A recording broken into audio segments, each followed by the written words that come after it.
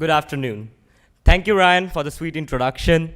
And thank you, the organizing committee of KSUnite, for having me and giving me this opportunity to speak here today. And thank you, my dear K-State family, for being here today to show your promise towards diversity of K-State. Tumse khoob khoob aabhar. Thank you very much.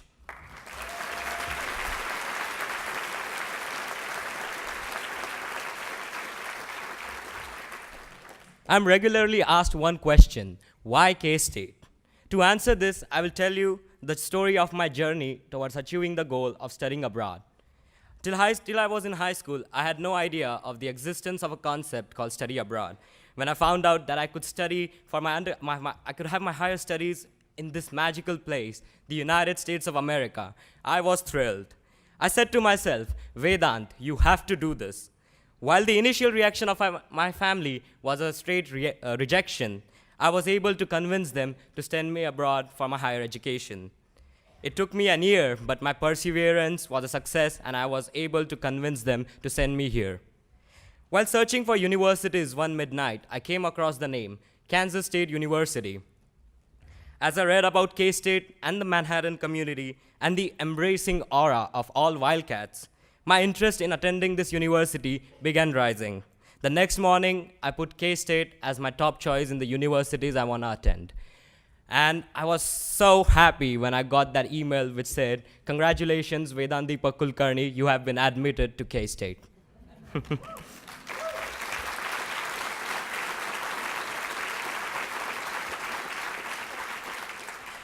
I remember the day when I left India. I was super excited.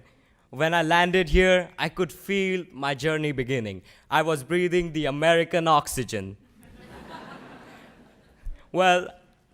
However, then came the hard parts. The first difficulty I came across was my very first day. I had landed in Manhattan in the evening.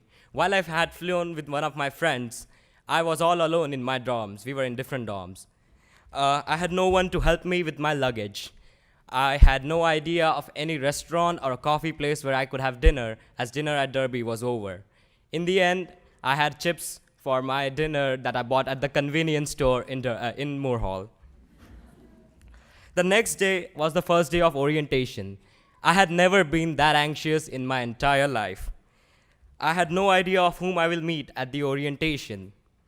But as I walked into the orientation hall, all I could see was people like me who had same stories, who had same struggles. The only difference between them and me was the country we were born in. Sorry.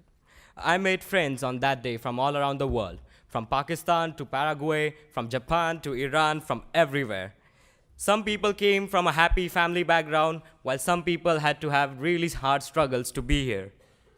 The second difficult part that I experienced would have to be the scariest part of my life: the first day of classes.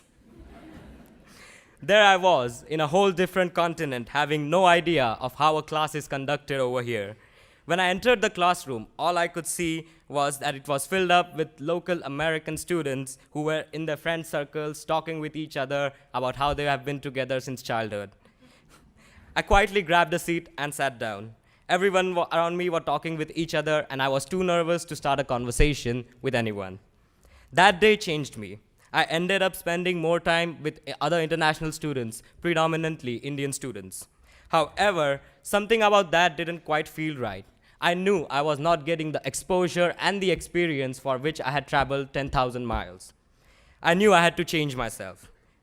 When I first heard about Student Governing Association, I thought it was something that was exclusive only to American students. I never knew that international students could be a part of it.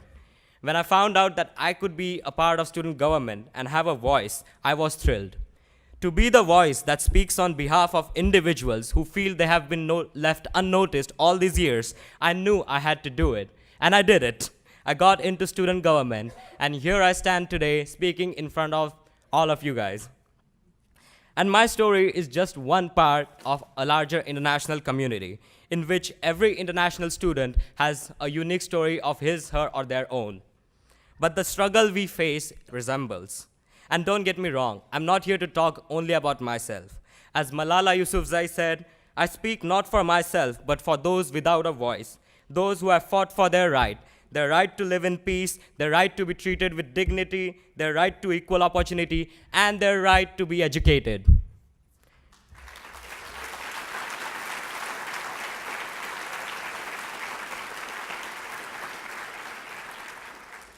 I have had a wonderful experience here at K-State. I have made many friends, many local friends, and international friends. I'm proud to be standing here today. I know that in no other place other than Kansas State University is my story even possible. Kansas State gave me an opportunity to dream big. That opportunity gave me and many more international students like me a hope that we can live a different life, a hope to pursue our individual dreams while still be treated as one Wildcat family, a hope for international students to set out for distant continent, a hope for Deepak Kulkarni and Vaishali Kulkarni who believe that their skinny kid with a funny name will be treated equally and accommodated halfway across the world. And as former President of the United States, Barack Obama said, it was a hope for us in the face of difficulty, a hope for us in the face of uncertainty, and that is the audacity of our hope.